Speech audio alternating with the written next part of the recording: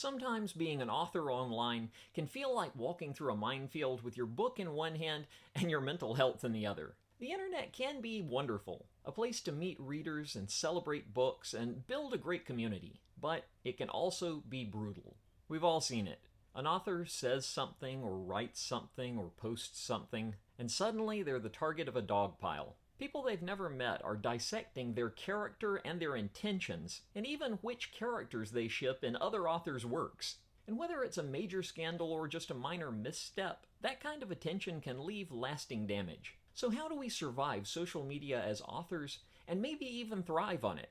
We start by knowing our space. Different platforms have different cultures. What works on TikTok might fall flat on Threads. What feels personal on Instagram might feel performative on YouTube.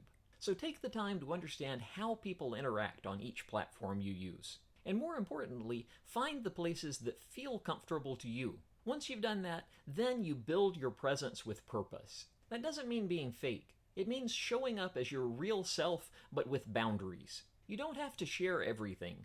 You don't owe strangers explanations. You can be honest and warm and still keep your private life protected.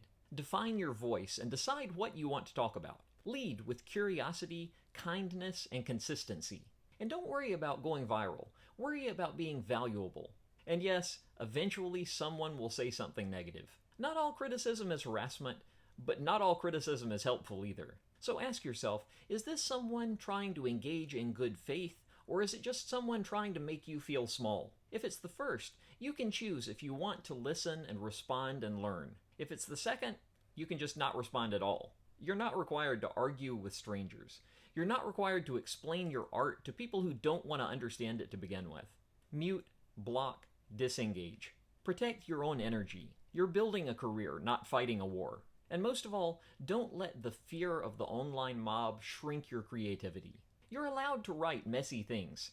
You're allowed to explore hard topics as long as you do it in thoughtful ways. And one thing that a lot of people miss is you're allowed to make mistakes and grow. Some of the best authors I know don't post every day. They don't chase trends. They write books, and then they use social media as one of many tools, not the whole toolbox.